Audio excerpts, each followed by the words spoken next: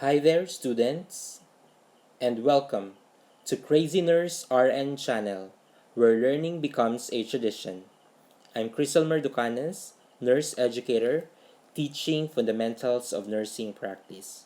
If you have any question or if you want to clarify some gray areas with regard to our topic today, please comment down below. I'll be glad to read your comments and answer your questions. Also, if you want to suggest any topic or content on our next videos, please write them below. And if you find this YouTube channel useful, please click the subscribe button and hit the notification bell to keep you updated for new video uploads. Please do not forget to check the description below for additional inputs and some clarification with regard to this lecture video.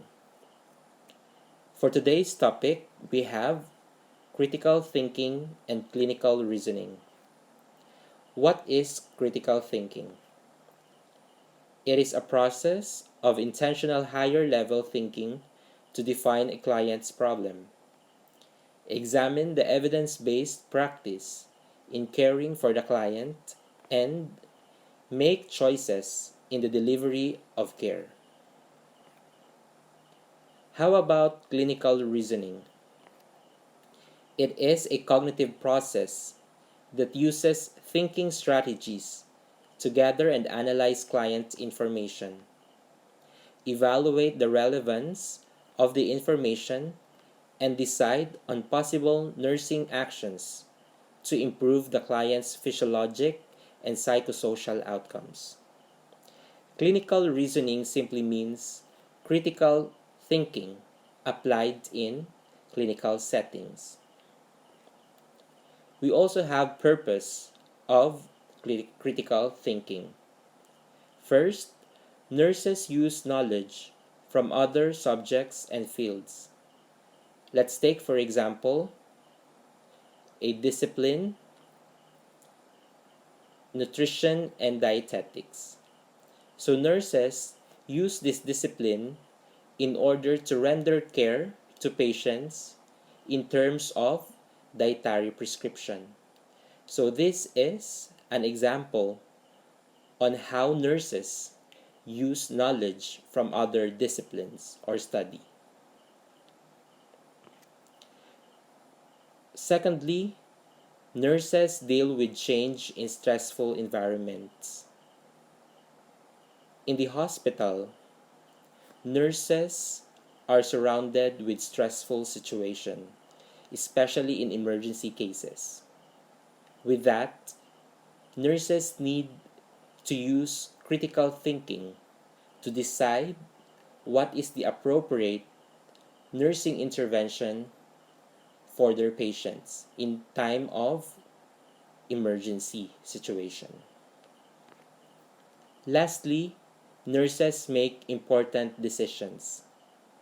It is very important that when nurses decides nursing interventions to patients, which are very important, they must do critical thinking in order to derive and in order to make decision about the care of the patient. We also have creativity, thinking that results in the development of new ideas and products. It is also an ability to develop and implement new and better solutions for healthcare outcomes. So that is your creativity. We also have techniques in critical thinking.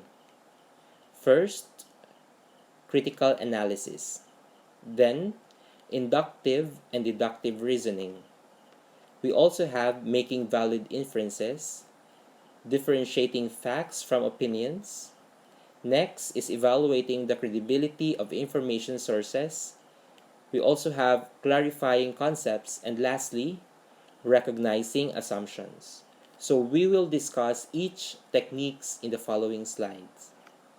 First, we have your critical analysis. It is the application of a set of questions to a particular situation or idea to determine essential information and ideas and discard unimportant information and ideas. So as a nurse, we do not just accept information or data from other person, okay, or from the patient. We have to question, or we have to make sure that these data are valid and relevant for the care of our patient. In the event that we notice that these data are not relevant to the patient care, we need to discard it. Okay? So that is your critical analysis. We also have your inductive reasoning. Generalization are formed from set of facts or observation, from specific to general conclusion. Okay. So here, when we say inductive reasoning, we induce information. So from a simple information, we make it, or we make a general conclusion or a general idea. So that is your inductive reasoning. On the other hand, deductive reasoning, it is from general to the specific conclusion. It means that we have a general information and we deduce it to specific information or specific conclusion. So we deduce that information. Okay? We also have here types of statements. First, facts. Facts can be verified through investigation. Next, inferences. These are conclusions drawn from the facts, going beyond facts to make a statement about something not currently known. Judgments. It is an evaluation of facts or information that reflects values and other criteria, and it is a type of opinion. Lastly, we have opinions. These are beliefs formed over time, include judgments that may fit facts or be erroneous. So these are the types of statements. Now,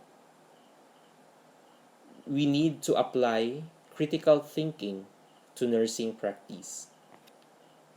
We have here nursing process. What is nursing process? It is a systematic, rational method of planning and providing individualized nursing care. And we have 5 phases of nursing process. First, assessment. Next, diagnosing. Next, planning. Then, implementation or implementing. Then, lastly, we have evaluating. By the way, this nursing process discussion will be discussed in the following video presentations or video lectures that I will be making. So just look for the videos in my YouTube channel for you to learn about the different phase of the nursing process. Now let's proceed to problem solving process. So we have ways to solve a problem. First is the problem solving method. It is a mental activity in which a problem is identified that represents an unsteady state. Nurses obtains information that clarifies the nature of the problem and suggests possible solutions. So this is your problem solving. We also have another way of solving a problem, and that is through trial and error. A number of approaches are tried until a solution is found. So can be dangerous because the client might suffer harm if an approach is inappropriate. So nurses do not usually use trial and error method as a problem solving process or a problem solving method, okay? Because it could create harm to our patient. So as much as possible, we do not use this type of problem solving. We also have intuition as a method of solving a problem. It relies on the nurse's inner self, understanding or learning of things without the conscious use of reasoning, known as the sixth sense, hunch, instinct, feelings, and suspicion. So here, nurses use intuition to solve a particular problem. This is usually true, or this is usually done by nurses who have a long years of experience. They develop that inner self where intuition can be used as a problem solving method. We also have clinical judgment. It is a decision making process to ascertain the right nursing action to be implemented at the appropriate time in the client's care. So, meaning, when we say clinical judgment, this is a judgment of a nurse on what is best for the patient. What is the best intervention that should be given to the patient? We also have 9 attitudes that foster critical thinking. A critical thinker should be independent. He or she can stand alone by his or herself. Also, he or she must be a fair-minded person. Okay? The nurse, should not be biased in terms of weighing situations or information. We also have insight into egocentricity. Okay? Nurses should be aware of his or her own beliefs or prior knowledge. He or she must stick on what is reliable, on what is true information. We also have intellectual humility. It is the willingness to accept mistakes or errors. And we have intellectual courage to challenge the status quo and rituals. A critical thinker should have that courage to change erroneous practices into a better practice, for example. So, this kind of attitude must be embodied by a nurse or a critical thinker. We also have integrity. So, that means a nurse who uses critical thinking should have that integrity within his or herself in terms of presenting the data, in terms of telling what is true about a particular situation or a particular study or information. Also, he or she should have that attitude of perseverance. Okay? And confidence. Okay? Someone who can stand in front and deliver his or her mind. So that means a critical thinker should be confident. Also, a critical thinker or a nurse who uses critical thinking should be curious. Okay? He or she must keep on questioning and must keep on questioning systems, for example, or processes in order to make those processes and or systems better. So these are the 9 attitudes that foster critical thinking. We also have components of clinical reasoning. But before that, clinical reasoning has 2 processes. First, we have your cognitive processes and metacognitive processes. When we say cognitive processes, the thinking processes based on the knowledge of aspects of client care, and skills are learned through reading and applying health-related literature. So that means when we say cognitive processes, these are acquiring knowledge from the book or from health related literature by way of reading. We also have your metacognitive processes, includes reflective thinking and awareness of the skills learned by the nurse in caring for the client. The nurse reflects on the client's status and through the use of critical thinking skills determines the most effective plan of care. So in your metacognitive processes, reflection happens, and in your reflection there is an awareness of skills which the nurse applies to the patient. So that is your metacognitive process. So one of the components of your clinical reasoning is setting priorities. So needs to be dynamic or flexible because clinical environment can change quickly, requiring changes in priorities. So when we say setting priorities, this means that in the hospital, for example, client's condition changes. So with that, we as a nurse should also change our priorities based on the current condition of our patient. Next, we also have your developing rationale. So nurses transfers nursing knowledge to the clinical situation to justify the plan of care. So in order to so before you implement nursing intervention or nursing task to the patient, nurses should know the basis or the scientific purpose of why he or she is implementing that particular nursing intervention. Next, we also have your clinical reasoning in transition. It is the ability to recognize subtle changes in a client's condition over time. Nurses need to develop a sense of what is most important in each changing clinical situation.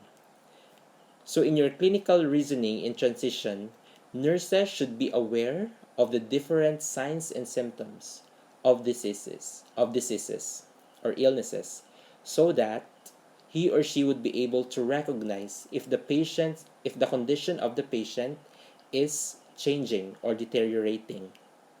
Okay? So that is your clinical reasoning in transition. So that by way of recognizing those signs and symptoms, he or she would be able to act upon it and do something prevent in order to prevent further damage or deterioration to the patient. Next, we also have responding to changes in the client's condition. It detects changes in the client's condition, recognize a change in priorities, adjust nursing care, and alert the primary care provider when appropriate.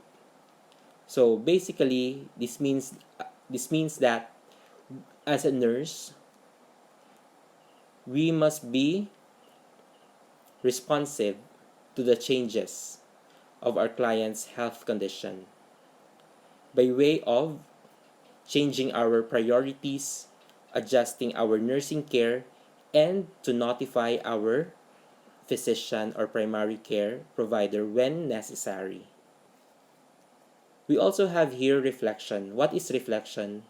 It is a key to the success of clinical reasoning, the identification of factors that improve client's care.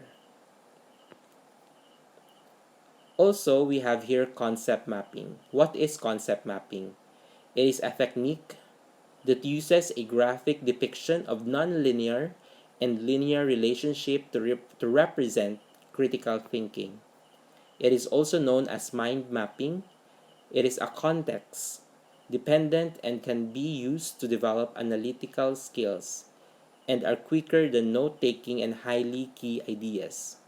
So, concept mapping simply means These are this is another way or another technique of presenting your thoughts or presenting a particular concept by way of making a diagram where you can easily grasp the concept without any further words to read, and it is quicker than note taking and highlight key ideas only.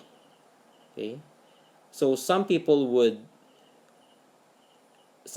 say that these kinds of presenting concepts or ideas are effective as compared to writing down notes. So that's your concept mapping. So I believe this is the end of my topic on critical thinking and clinical reasoning. So thank you so much for listening. I hope you learned something today.